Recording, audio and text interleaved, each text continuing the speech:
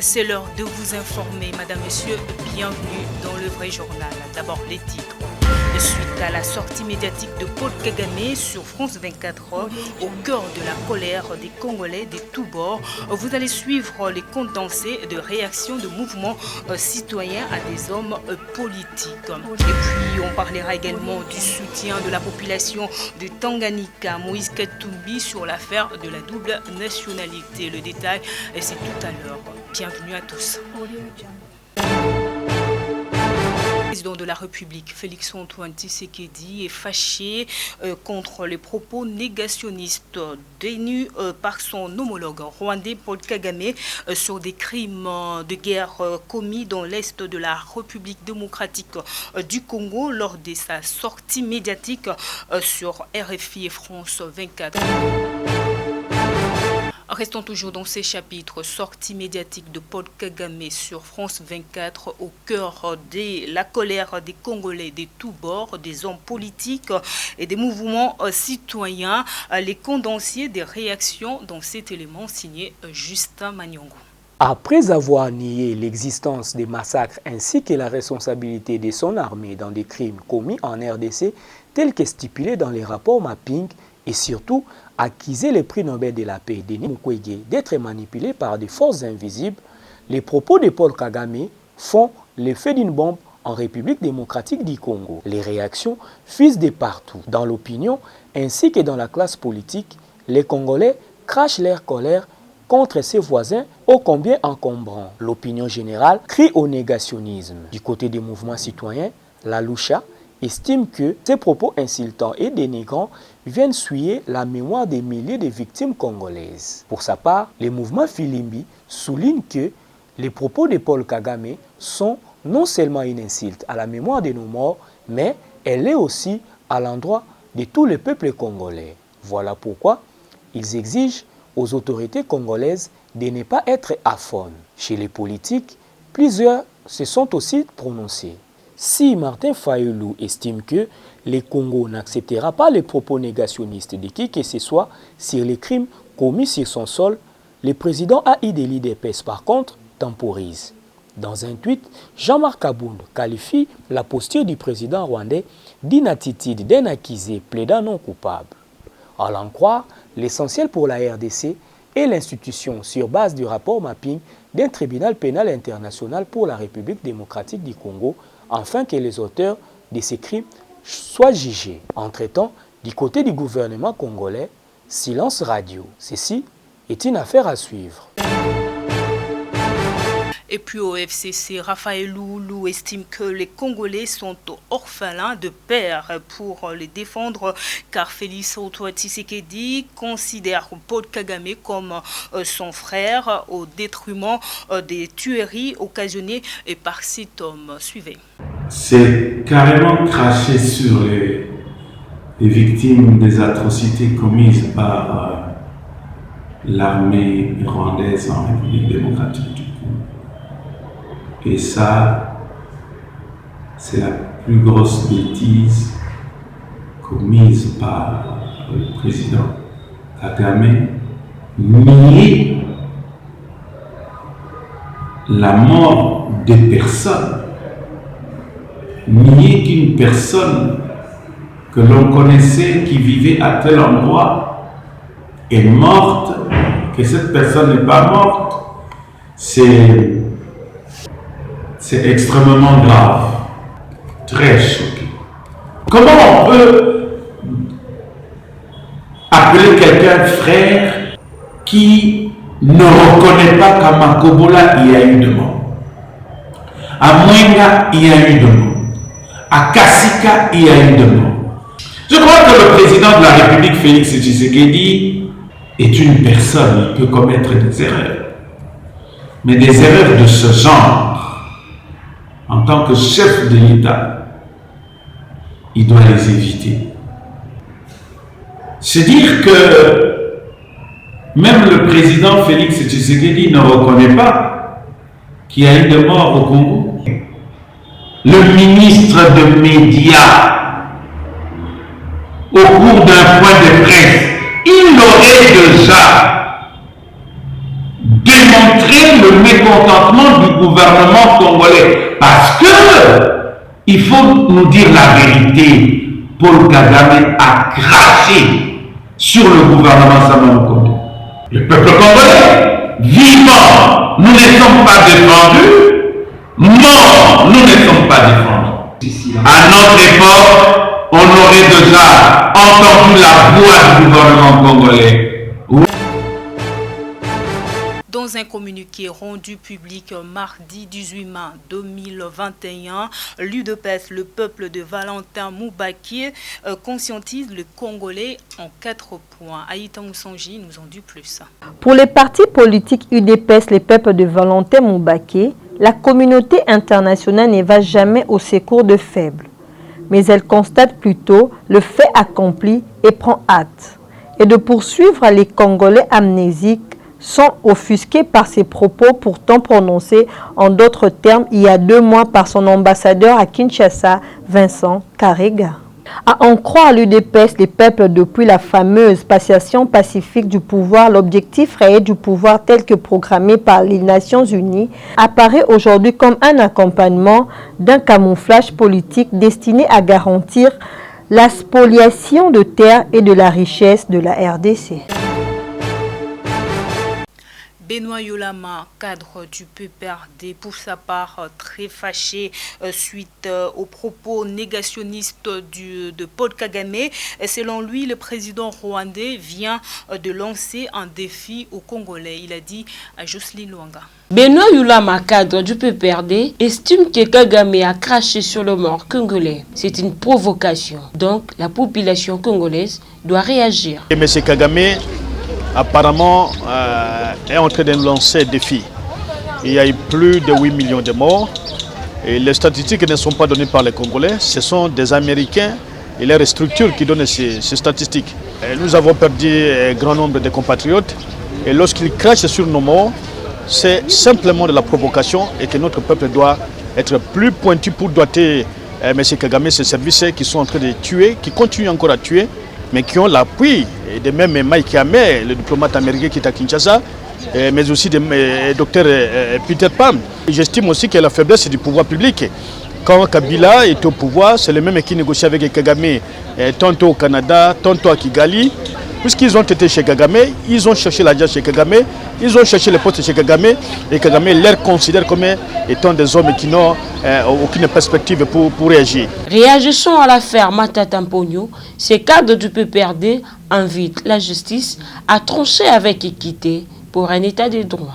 J'ai estimé que la gestion n'était pas orthodoxe. Ce qui se passe aujourd'hui ne peut pas me surprendre, mais entendons voir, puisqu'il n'y a pas que Matata, il y a d'autres aussi qui ont continué à détourner. On entend de la Banque mondiale un montant de 500 millions de dollars. Je ne voudrais pas qu'il y ait une injustice à 2 mesures. Lorsqu'il s'agit de ceux qui ont travaillé avec Kabila, on dit qu'il faut arrêter, il faut poursuivre. Mais vous avez entendu le ministre, ancien ministre de la Santé, qui avait été même auditionné, qui aurait détourné des millions de dollars de Covid. Il est là, il est libre. Vous avez entendu la jeune sœur ministre de l'économie qui a décaissé plus de 12 millions de dollars. Ça, c'est beaucoup d'argent. Je ne crois pas qu'on doit s'acharner seulement sur Matata. Si on voudrait que ce soit réellement un état de droit, il faut poursuivre tout le monde. Direction Nord Kivu dans la soirée du 18 mai 2021 en pleine prière dans une mosquée. Tchèque Djamali Moussa, un membre bien connu au sein de l'islam, vient d'être tué par un commando non identifié à Mavivi à 15 km de la ville de Beni après 2 semaines de l'assassinat de l'imam tchèque Ali Amin. Que l'armée et la justice fassent leur travail pour restaurer la paix, que ces assassins répondent de leur barbarie. Revenons à Kinshasa où tous les ingrédients sont réunis pour que Bruno Tshibala occupe une cellule à la prison centrale de Makala. Le parquet général près la Cour constitutionnelle a également ouvert un dossier à charge de l'ex-premier ministre Bruno Tshibala, accusé par ses anciens collaborateurs des détournements de salaires, primes et autres avantages légaux. Autre chose, le procureur général près la Cour constitutionnelle rappelle au Sénat la levée des immunités de Matata Ponyo. Restons toujours dans ces chapitres. Affaire Matata Ponyo à Maniema, l'on dénonce cette politique de 2 poids 2 mesures pratiquée par le régime en place. Suivez cette déclaration. Tunakatala ile justice ya 2 poids 2 mesures. Justice ya kufunga bamoya na bengine ndio kwa privilegié. Tuko tunasema hapa juu ya bwana Augustin Matata Ponyo. Bwana Augustin Matata Ponyo ni premier ministre wa kwanza tangu RDC ilipata independence kutumika na kuacha matrase kuinchi mzima. Ndio baba. Na bakongomani bote wanampenda na wanampikia mikono. Ile dossier ya Bukangalonzo tunasema hivi. Hakuna. Iko dossier nyeko monté de toutes pièces. Ndio. Iko justice ya kubloquer bamoya kubatia pembeni na kuacha bengine juu ya boka election ya 2023. Sawa. Tuko na mifano. Bwana Eteni Longondo, ancien ministre wa santé, ni mtu wa IDPS. Alikula makuta ya COVID-19 mpaka hivi abayamuinterpele ku justice. John Tumba ni Kasaye, alikuwa ministre wa métier. Aliiba makuta abayamfanya kitu. Juu ya nini bwana Matata mwenali zere zamani aitiwe leo? Changeons de registre. L'association congolaise pour l'accès à la justice note que les débats sur la nationalité relative aux conditions d'éligibilité de certains citoyens à la présidence de la République constituent une éclatante illustration de la pleine et entière jouissance par chaque Congolais. Suivez. C'est fondé sur le prescrit constitutionnel combiné à ses articles 10, 11, 12, 13, 72, 102 et 106. Maître Georges Kapiamba estime inopportun d'accorder le primat à cette question dont les acquis intangibles sont administrés par le cycle électoraux successifs de 2006, 2011 et 2018. La nécessité républicaine qui a abordé cette question avec beaucoup de responsabilités dans une approche débarrassée de toute considération politicienne susceptible de remettre en cause la fragile unité nationale maintes fois mise à l'épreuve par des frustrations réelles ou supposées. La CAJ estime inopportun d'accorder le primat à cette question dont les acquis intangibles sont administrés par les cycles électoraux successifs de 2006, 2011 et récemment 2018. La Constitution de la République démocratique du Congo a établi des principes.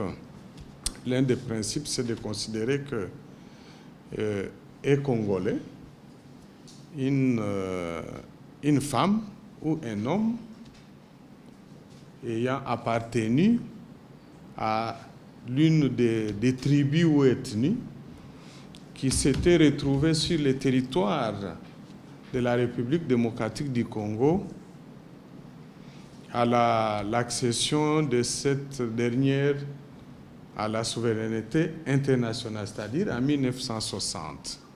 Donc tous ceux qui étaient nés ou issus de ces tribus, de ces ethnies, qui se sont retrouvés sur le territoire national à cette période sont, au terme de la Constitution, considérés comme des Congolais. Par ailleurs, le président de la CAJ appelle vivement la classe politique congolaise à concentrer ses efforts sur la restauration de la paix dans l'est du pays et aussi aux préparatifs de l'organisation du cycle électoral de 2023.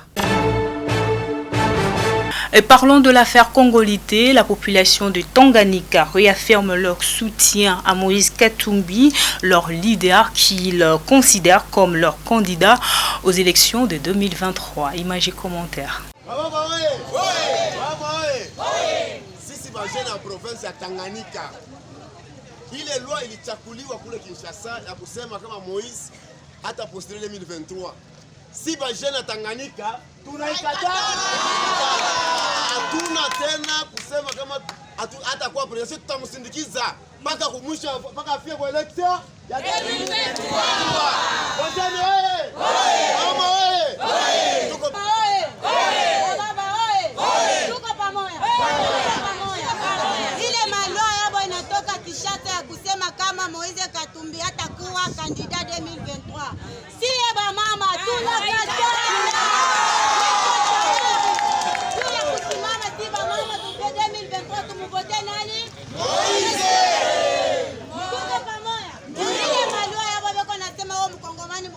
Moise ni Mkongomani.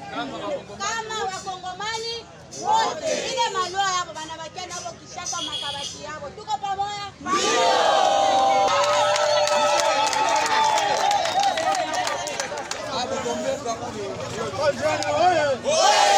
Baba hoye! Mama hoye! Sisi wazee wa provinsi ya Tanganyika unasema hivi, wasikitiko kubwa ile malua ambayo weko napanga kule Kinshasa kusudi huyu Moise asikuwe kandida 2023. Tunakatala.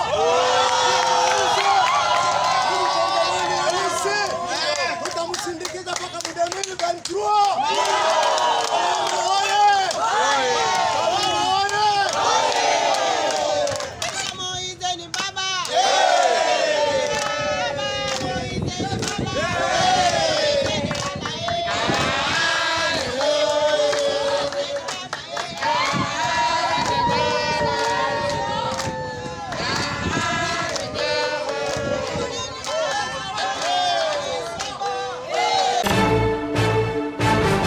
Dans le reste de l'actualité, Jean-Pierre Bemba malmène sa sœur sur l'héritage de son père. Feuilleton judiciaire qui oppose les fils de Jeannot Bemba Saolona sur les patrimoines légués est loin de connaître son épilogue. Déshérité par son frère Jean-Pierre Bemba, Angélique Bemba a écrit à la première dame Denise Niakero, devenue sans domicile fixe à Bruxelles. La sœur de l'ancien seigneur de guerre de Gemena n'a pas trouvé mieux que d'attamer la grève de faim après avoir protesté la lenteur avec son dossier devant la justice. Elle craint d'ailleurs ces dossiers déjà oubliés soient jetés aux calendes grecques suite au rapprochement entre Jean-Pierre Bemba et le président de la République. Suivez. À la distinguée première dame de la République démocratique du Congo, Madame Denise Niakero Tshisekedi, Kinshasa Gombe, concerne dénonciation très distinguée première dame. Je viens par la présente vous informer de ce dont l'objet est repris en marge. En effet, je suis Angélique Bemba Kombité, née à Gemena le 30 janvier 1976, fille de Léonie Bettine Angabendo et de Jeannot Bemba, ancien homme d'affaires et ancien politique congolais, décédé le 1er juillet 2009 en Belgique, à qui Jean-Pierre Bemba a refusé la reconnaissance dans la famille après la disparition de notre père. Tenant compte de mes droits, j'ai porté l'affaire devant les juridictions congolaises où les audiences sont devenues rares. Je vis présentement caché dans un calvaire insupportable, craignant ainsi une représaille après avoir dénoncé mon frère qui a confisqué tous les biens familiaux. Jean-Pierre Bemba Gombo, puisque de lui qu'il s'agit, président du mouvement de libération du Congo MLC et ancien chef rebelle, étant désormais un allié de taille du pouvoir de Kinshasa, j'ai craint que l'affaire soit jetée aux calendes grecques. Mon seul espoir de ma vie est voir les cours et tribunaux trancher sur cette affaire qui m'a rendu aujourd'hui sans domicile fixe. Un extrait et que l'on peut tirer de cette correspondance de Madame Angélique Bemba à la très distinguée première dame. Le bureau de l'Assemblée provinciale de Kinshasa a fait savoir qu'à vertu de l'article 170 du règlement intérieur, les deux questions orales déposées il y a quelques jours par l'honorable Mike Mukebai au gouverneur de la ville de Kinshasa, Jean-Tini Ngobila, et au directeur général du fonds d'assainissement de Kinshasa, FONAC, ne portent pas sur le même objectif. L'APK veut sauver son patron, d'après Mike Mukebai. Suivez. Les deux questions orales déposées par l'élu de Kinshasa, l'honorable Mike Mukebai, depuis quelques jours au bureau de l'Assemblée provinciale de Kinshasa, dont une pour Jean-Tini Ngobila concernant la politique générale de la ville de Kinshasa et l'autre pour le DG du fonds d'assainissement de Kinshasa, FONAC, pour le fonds des salubrités de la ville de Kinshasa, fonds débat. Selon un message parvenu à la rédaction du Vrai Journal, cette assemblée provinciale est sous contrôle de Ngobila.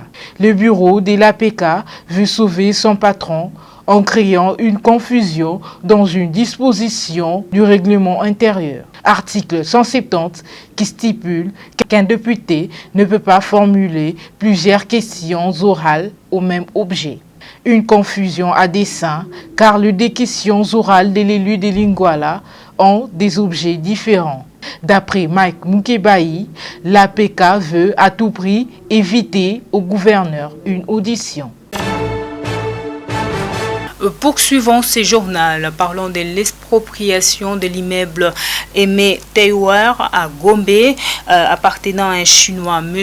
Ding Gomi. Cet immeuble au numéro 60 de l'avenue Ouvira, dans la commune de la Gombe, est la cible d'un réseau mafieux piloté par le juge de la cour d'appel de Kinshasa-Gombe en complicité avec un cadre influent de la CCU de Lambert Mende Omalanga, le commissionnaire André Omba, en utilisant un faux protocole d'accord entre la société chinoise pour le développement du Congo de Ding Coming et la société Berco Congo Europa du précité André Omba, lui attribuant frauduleusement 25% de tout investissement de cette société chinoise. Images et commentaires. Outre la justice, André Omba s'est appuyé sur l'influence politique étant membre de la Convention des Congolais Unis, CCU de Lambert Mende. Il utilise ces labels évidemment à l'insu de son autorité morale pour faire bien marcher ses coups. Dommage que dans sa démarche d'exproprier les Chinois des 21 appartements à l'immeuble Aimé Tower, il jouerait ses coups avec un cadre influent de la CCU. C'est ces derniers qui, grâce à ses relations politiques, s'actionneraient pour que les butins n'échappent pas. Certains cadres de la présidence seraient également mis à contribution. Dossier à suivre. Le professeur Jean Omeonga, secrétaire du Parti de la Révolution populaire, s'est dit satisfait de la décision du président de la République décrétant l'état des sièges pour éradiquer l'insécurité dans l'Est de la République et invite le Congolais de se ranger derrière le FARDC. Suivez. Le professeur Jean Omeonga soutient l'état de siège décrété par le président de la République, Félix Tshisekedi. Et je pense que nous avons le moyen de faire une guerre longue et populaire, c'est-à-dire qu'il faut cultiver la conscience nationale. Donc cultiver par cette conscience, par la distribution de justice, des revenus nationaux, essayer de voir tous ces paramètres-là pour qu'il y ait une cohésion, parce qu'on peut gagner la guerre quand il y a la cohésion. Parce que là, la guerre est dans la foule, c'est dans la population, il faut identifier ces gens qui sont des infiltrés et il faut déjà conscientiser nos populations locales pour qu'ils se dissocient de ces gens-là qui veulent déstabiliser le gouvernement central. Par ailleurs, le secrétaire général du Parti de la Révolution populaire, le 17 mai est une date de la libération du peuple congolais et de la fin de la dictature. Façon de voir, c'était l'objectif du musée. Et nous pouvons dire aujourd'hui que petit à petit, vous avez vu que nous avons depuis le 17 mai, il y a ce cycle démocratique avec la passation pacifique du pouvoir. Le président actuel a dit qu'il va organiser l'élection. Et ça commence depuis le musée qui a mis fin à la dictature pour amener le cycle. Donc je crois que les Congolais, ce n'est plus le Congolais de 1860, ce n'est pas le Congolais de très longtemps, maintenant le Congolais qui est libéré dans son esprit, et vous voyez comment ça se passe à la télé. Les gens parlent, les gens dénoncent, et ça c'est déjà une libération mentale que nous n'avons pas pu faire pendant 32 ans. Et Mouzé l'a fait, effectivement. Pour que j'ai terminé, il ne faut pas oublier le concours de d'autres forces politiques, tel l'UDPS, avec notre vieux Etienne Tshisekedi. Il a pu quand même démystifier à l'interne les systèmes de Mobutu. Parce qu'à ce moment, même nous étions encore avant la révolution, les gens insultaient, les gens n'avaient plus peur de Mobutu. Ça, c'est à féliciter, on ne peut pas cacher ça. Nous vivons que le PRP est là pour contribuer à la République, avec les idées de Mouzé. C'est que j'ai dit tout simplement un conseil que le président de la République, et j'ai vu que d'autres, son entourage, tel que le professeur Bahati, il a dit que non, nous allons prendre la lignée de Mouzé pour au moins introduire la gestion des musées dans la gestion gouvernementale. Comme un ballon d'essai, la proposition de loi sur la nationalité de Noël Tchani commence à avoir des allures inquiétantes sur la population. Les spectres de la violence planent. Après Maniema, Tanganyika, c'est au tour de la province orientale où la population très fâchée met en garde le régime Fachi contre toute tendance de disqualifier Moïse Katumbi. C'est un élément signé Peter Tiani. Tomoni que Moïse Katumbi aza ndeko na biso congolais. Toza na ba bon souvenir ya Moïse Katumbi.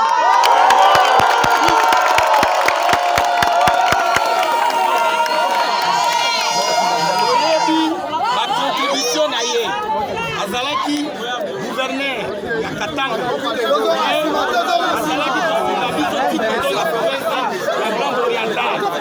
La quatrième mission de la mission, toyebi va soutenir na ye, toyebi ndeko na ye, toyebi ndenge a participaka ye moko financièrement ma direction la quatrième souffrance de biso population ya Tchoko. Alors toboyi lelo biso ba jeune leader opinion ya grande orientale. Tolobi boye, toboyi tolobi non la proposition ya loi oyo ezolinga kokota na assemblée initiateur wana Joël Tchani. Tolobi ke soki azo continuer na biloko wana bakokanga ye parce que biso toboyi biloko ya kokabola. Tolingi chef de l'État son excellence Félix Antoine Tshisekedi Tshilombo tolingi ye parce que aza rassembleur tosengi na ye boye tolobi boye biso ba jeune ya grande orientale na 2018 apostilaki toakompagnaki ye mpe tolingi ye élection eza compétition ntango yo opostilaki toyambaki yo tovotaki ye tolingi mpe na 2023 atika mpe mutu nyonso azala libre Moïse Katumbi apostile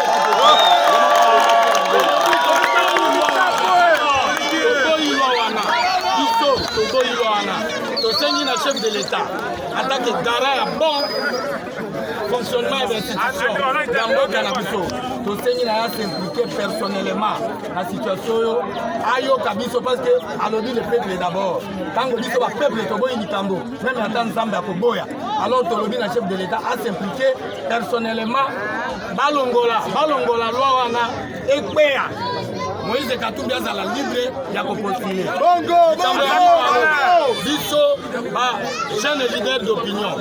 Tolobi boy. Toboyi politique ya cassé pour régner. Tomoni politique ya cassé, bazo cassé ba leader na biso ya grande orientale. Parce que ba mona na terre. Ba leader na biso ya Est Mobimba. Baza ko bundisa bango pour vite na 2023 ba mona na terre. Toyangani awa parce que toza na pasi na motema mpona likambo ya loi oyo elingi ekota na assemblée mpona kodisqualifie Moïse Katumbi wana biso bamama ya grande orientale toboyi yango toboyi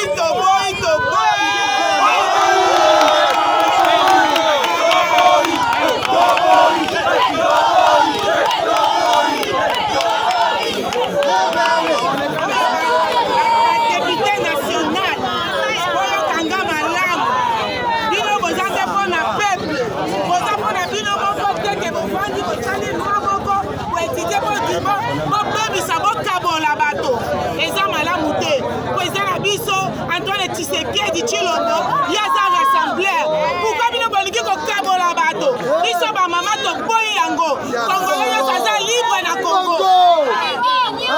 Aujourd'hui, il y a une loi qui cherche à être votée en Assemblée nationale. Nous disons non à cela. Nous ne voulons pas à ce que Moïse Katumbi, qui a été victime aux élections passées, qu'il en soit de même pour l'année 2023. Nous, population de la Tchopo, Grande Orientale de l'Est, nous disons non, non et non pour le refus des élections en faveur de Moïse Katumbi pour l'année 2023. Moïse Katumbi, c'est un Congolais du Congo. Il fut gouverneur au Katanga, il a dirigé le Katanga. Aujourd'hui, le Katanga est développé. Peuple de la Tchopo, nous disons non. Et c'est par ici que nous mettons un terme à ce journal. Toute la rédaction vous remercie de l'avoir suivi. Madame, Messieurs, ce journal est terminé. Au revoir.